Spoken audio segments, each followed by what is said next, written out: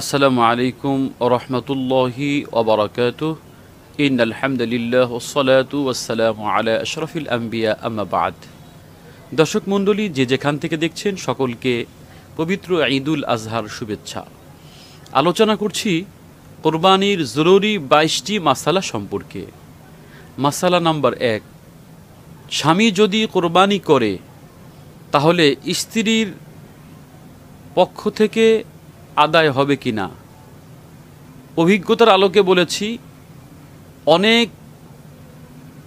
পরিবারে দেখা যায় স্বামীর পক্ষ থেকে কোরবানি করে কিন্তু স্ত্রীর ওয়াজিব স্বর্ণগহনা সম্পদ আছে, তার পক্ষ থেকে কোরবানি করে না। তাহলে স্বামীর পক্ষ থেকে করলে পরিবারের পক্ষ থেকে অথবা স্ত্রীর পক্ষ থেকে আদায় হবে না। যদি স্ত্রীর সাহেবে নিসাব হয়, সম্পদের মালিক হয়, তাহলে স্ত্রীর আলাদা কোরবানি করতে হবে, অথবা স্বামী যদি স্ত্রীর পক্ষ থেকে করে দেয় তবেও হবে। কিন্তু যদি স্ত্রীর সম্পদ থাকে আর সে কোরবানি নিজেও করল না, স্বামীও তার পক্ষ থেকে করে দিল না, তাহলে সে গুনাহগার হবে। মাসআলা 2, নিসাব কত দিন, সময়সীমা কত? কোরবানির নিসাব 3 দিন, জিলহজ মাসের 10, 11 এবং 12 তারিখ। এই 3 দিন হচ্ছে কোরবানির নিসাব। আর জাকাতের নিসাব হচ্ছে 1 বছর। জাকাত এবং কোরবানির মধ্যে পার্থক্য হলো জাকাত 1 বছর নিসাব আর কোরবানি 3 দিন নিসাব। মাসআলা 3, কোন দিন কোরবানি উত্তম? যেহেতু কোরবানির দিন 3টা, 10, 11 এবং 12 জিলহজ, তাহলে এই 3 দিনের মধ্যে কোন দিন কোরবানি করা উত্তম? উত্তর হচ্ছে প্রথম দিন, অর্থাৎ 10 জিলহজ কোরবানি করা উত্তম। মাসআলা 4, নাবালেগের যদি সম্পদ থাকে তার পক্ষ থেকে কোরবানি দেওয়া ওয়াজিব কি না? উত্তর না। নাবালেগের যদি সম্পদ থাকে তাহলে তার পক্ষ থেকে কোরবানি দেওয়া ওয়াজিব না, তবে দিয়ে দিলে মুস্তাহাব, উত্তম হবে। মাসালা 5, কাদের উপরে কোরবানি ওয়াজিব না? নাবালেগ, অসুস্থ, পাগল, মুসাফির এবং গরিব ব্যক্তি, এই 4 শ্রেণী ব্যক্তির উপরে কোরবানি ওয়াজিব না। মাসআলা 6, রাতে কোরবানি করা যাবে কি না, জায়েজ আছে কি না?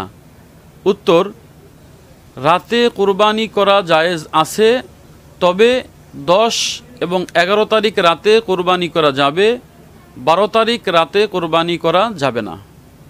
মাসআলা 7, কোন কোন প্রাণীর দ্বারা কোরবানি করা যাবে, কোন কোন পশুর দ্বারা কোরবানি করা জায়েজ?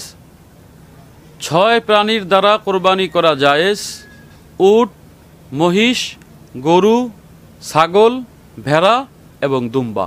এই 6 শ্রেণীর পশু দ্বারা কোরবানি করা জায়েজ। মাসআলা 8, পশুর বয়স কত হতে হবে? কোন পশুর বয়স কত হতে হবে কোরবানির জন্য?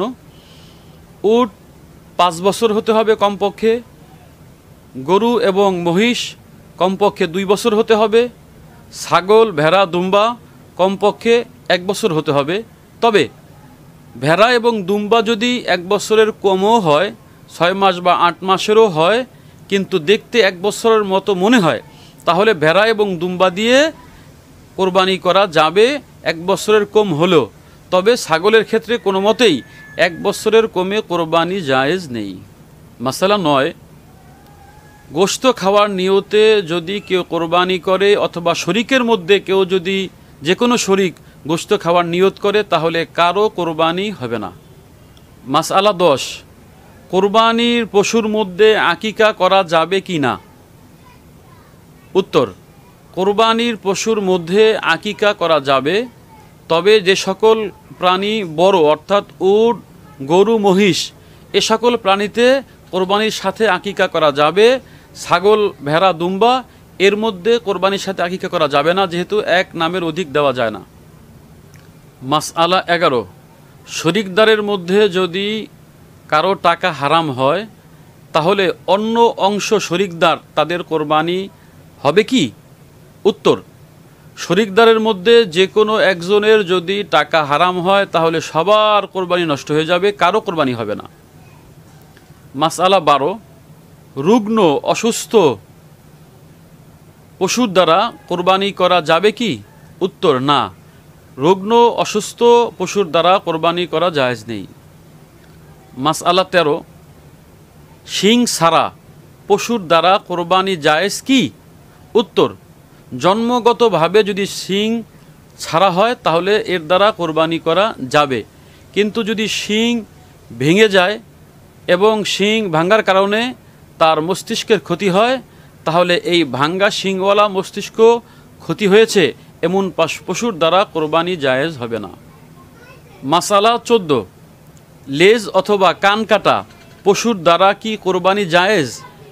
উত্তর, যদি অর্ধেক অথবা তার থেকে বেশি কান অথবা লেজ কাটা থাকে তাহলে এই পশুর দ্বারা কোরবানি জায়েজ হবে না, তবে অর্ধেকের কম কান এবং লেজ কাটা পশুর দ্বারা কোরবানি জায়েজ আছে।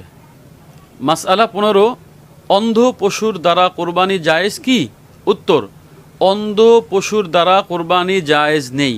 অন্ধ পশুর দ্বারা কোরবানি জায়েজ নেই। মাসআলা 16, গর্ভবতী পশুর দ্বারা কোরবানি জায়েজ কি? উত্তর, জি, গর্ভবতী পশুর দ্বারা কোরবানি জায়েজ। মাসআলা 17, কোরবানির পশু কে জবাই করা উত্তম?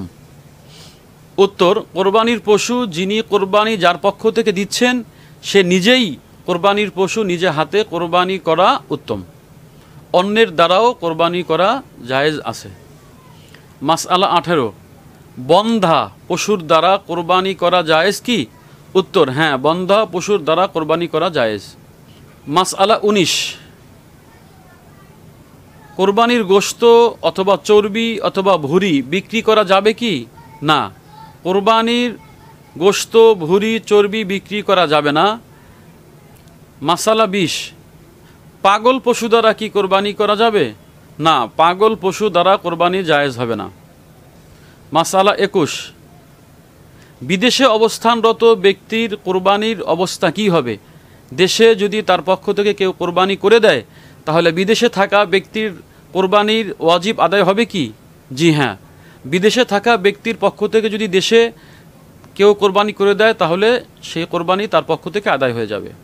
মাসআলা 22, কোরবানির দিনে হাঁস মুরগি জবাই করা যাবে কি না? উত্তর, কোরবানির দিনে হাঁস মুরগি জবাই করা যাবে, তবে কোরবানির নিয়তে হাঁস মুরগি জবাই করা যাবে না। আল্লাহ তাআলা আমাদের সকলকে আমল করার তৌফিক দান করুন। আসসালামু আলাইকুম ওয়া রাহমাতুল্লাহি ওয়া বারাকাতুহু।